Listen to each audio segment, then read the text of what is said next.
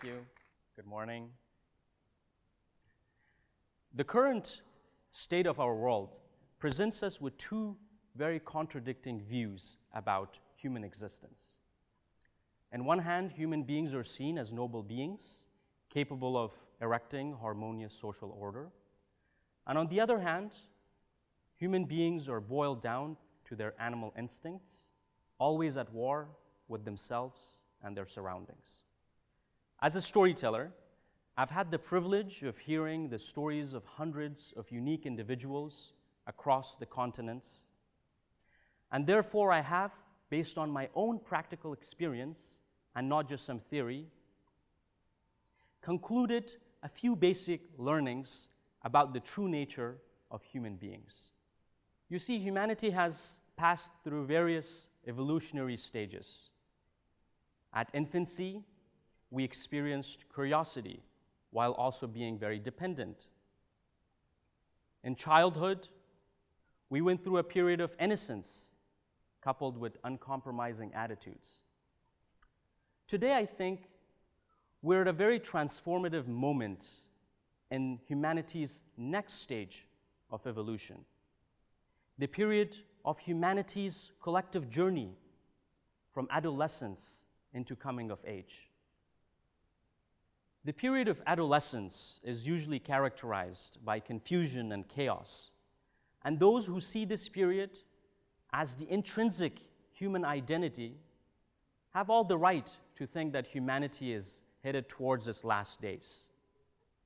But the reality, fortunately, isn't so.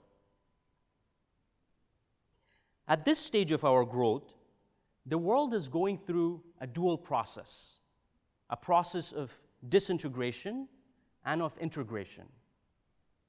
The process of disintegration, of course, is highly tangible and well covered in media, where we see the methods and systems of the world no longer able to solve the problems humanity is facing today, be it from the unending wars to the collapse of the social and economic orders, to the health of its people and environment, and so on.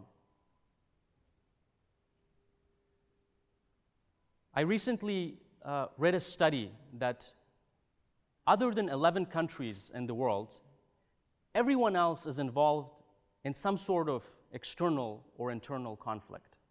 So while the process of disintegration is at work, at the same exact time, we have a process of integration in motion, where humans from all walks of life and diverse backgrounds are coming to realize that if humanity is to survive, let alone thrive, we need to quickly find some new ways of doing things.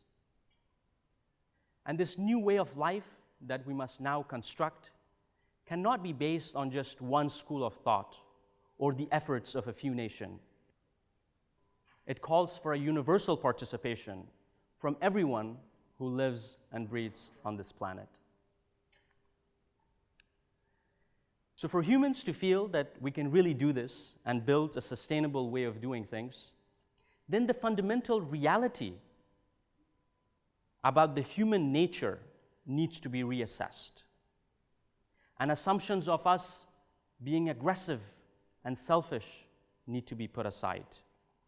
Human beings' destructive nature is far from its true self and only represents a distortion of the full human capacity.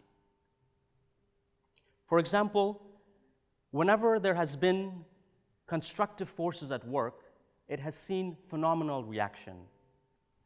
The Gandhis, the Martin Luther Kings, and Mandelas of the world were able to do the impossible because constructive behaviors are consistent with human nature. Now the big question, how do we do it? Well, I don't know. And I haven't yet met an expert who has built a new world civilization. So the question itself becomes an invitation for the whole of humanity to go on a journey of self-discovery to find one's role in this epic film in which we're all protagonists of.